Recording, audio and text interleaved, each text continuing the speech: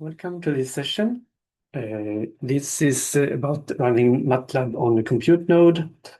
And if you are not using on-demand desktop, like we have on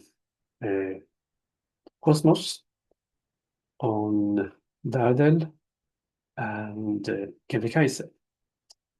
So this is an alternative way to start Matlab on a compute node. So learning outcomes is to be able to start an interactive session with several cores, be able to run Matlab and see the available workers. So of course it is possible to run Matlab directly on the login. We have seen this before, including the thin link nodes. But this is only for shorter jobs, or if you are not using too much memory or want to use parallelisms, that is many cores. And if you want to use the graphical user interface and work interactively with the data, like plotting and playing around and testing, this is the way to do. Otherwise, if you rather would like to run scripts and won't use any interactive user input while running, then batch jobs is for you, like we saw in the last session.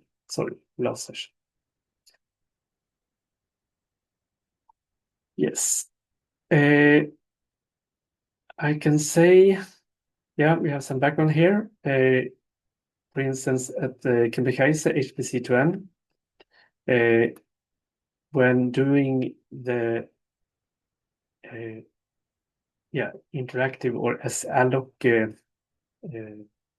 commands, the user will stay on the login node. So all commands can be sent directly to the compute node instead of using srun. So if you run a script without using this srun, then you will still run on the compute node. But that is also why we'll make this a bit bigger. Yes. We recommend open on demand for Kebikaise. Otherwise, these interactive or salloc can work, but in the other session, the parallel given by Rebecca, GFX launcher is presented, which may be better. But we still have some clusters where this is the only way. So at UPPMAX, we should use interactive, and also at NSC. So this is a tetralit cluster. This is the Pelle and Maya clusters. So what happens? Well, at UPPMAX, for instance, you usually are at the login nodes. You can send jobs with sbatch and come to the compute node, but then you don't have this interaction. If you want the interaction, you can use this interactive command, and then you actually physically are on the compute nodes. So all the commands you do, this happens on the compute node.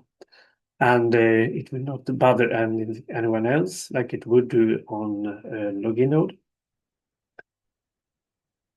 Yes. And if you want to use several cores on the compute node, then you can use this srun command. So this is how you do it. At NSC, you run this interactive command. You specify how many cores you want, the time, and which project you want to use. And this is basically what I have said before. When you have finished using the allocation, you can wait for it to end because you set this wall time here. But if you're ready before, then you can use this exit or logout command. Because what happens, well, when you're using an interactive session, if you book like 12 hours, then it will cost you CPU hours or core hours. So if you use, for instance, 4 cores and 12 hours, it will cost you 48 core hours. So 4 times 12 in this case. So a batch job is more effective because you use the resources efficiently. In this case, with the interactive session, instead you have to pay the allocated time, or when you are logged into this compute nodes, even though you are not doing any job. I mean, any work.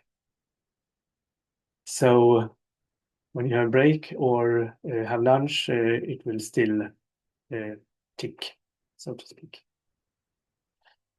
Documentation of the details can be found at the centers. And now we have an exercise, and I would like you to do this. What I can do is to just see how it looks like. I will use the NSC, and I will use the thin link.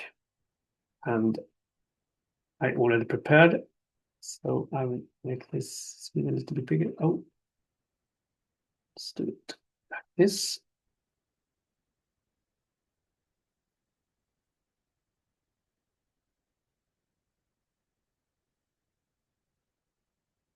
Yes.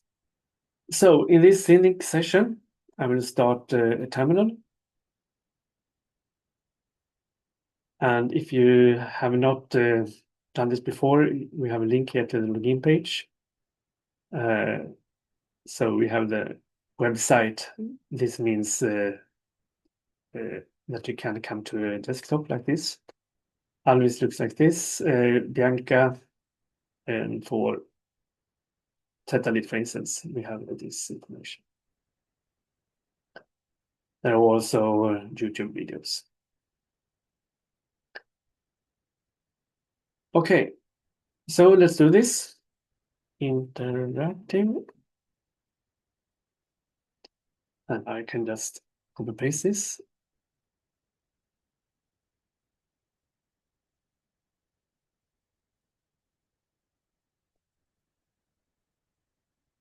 And maybe my screen is too small. Let's see here. Yeah. Like that. Okay. So this time it was very fast. Sometimes you have to wait because you will be in a line queue. So what we see here is that from the beginning, when we ran the interactive command, is that we were at the Tetalit 1 node. And this long name Tetalit tells you that you are on the login node. When you ran this interactive command and you got the resource configuration, and the allocation, then we see that, okay, we just have n. So this is node 1821. So this is one of the compute nodes. So now you are actually on this compute node, and you should have 4 cores for your work. We can load this like that. And we can try to first run a host name. And this gives you the same as we have here. This is the node we are at. I can do srun hostname. And remember now that srun gives you, can give you several cores if you allocated these. In this case, we allocated 4, so I hope for an output of 4. So we see that the host name is given 4 times because this host name is run once on each core. Yes. Yeah. So we got response from all 4 cores we have allocated.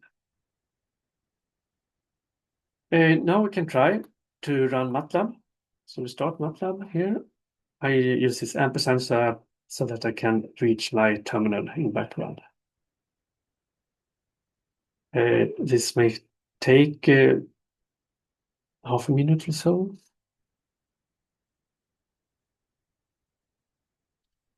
Meanwhile, waiting in these desktop environments, most classes you can reach internet, so you can start a web browser. There might be some applications here, but it might be not good to run these from here.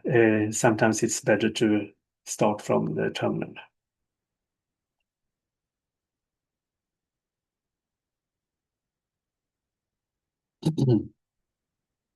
By loading a module. So this starts like that.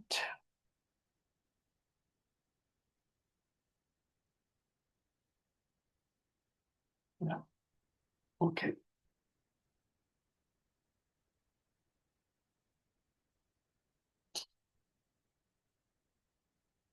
So we're initializing.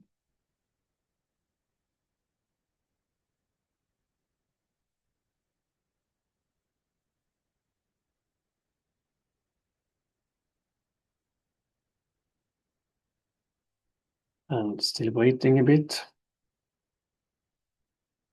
We'll start up. So what we want to do then is to start this local parpool. And when it's local, it actually uses the resources that we booked. So we don't start a new batch job. Instead, we are working within this environment that we already started.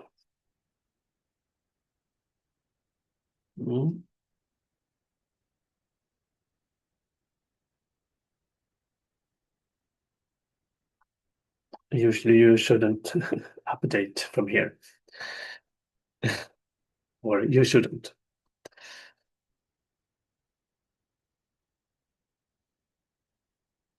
Yes, now we're here. Let's start this parpool. And in this case, I think I can just copy paste.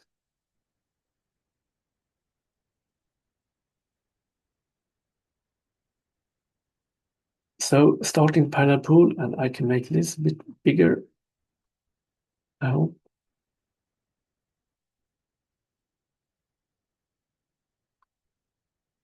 So see the information.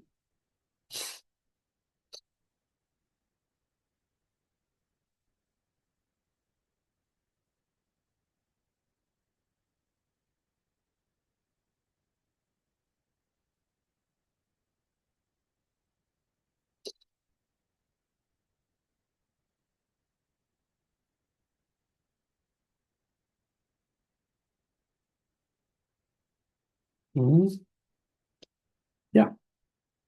Okay. So here we see we have an output here. It tells us already here that number of workers are 4. And we also asked for p.numWorkers, and the output is 4. So that's the same Yeah, so that brings us back to continuing the next lesson quite soon. First, I will end this. And I booked 30 minutes here, but we are ready. So let's now do this exit here. Sometimes we have these warnings or errors, but usually you can just ignore them. So exit, we now see in the prompt that we are back at Tetalit number 1. So we are back on the login node. Host name will give the same result. And if I do srun host name, what will happen? Yes, it tells us that we didn't allocate anything. Yes, so this S stands for slurm. So this is a slurm command. Yeah. And by that, we are finished. See you later.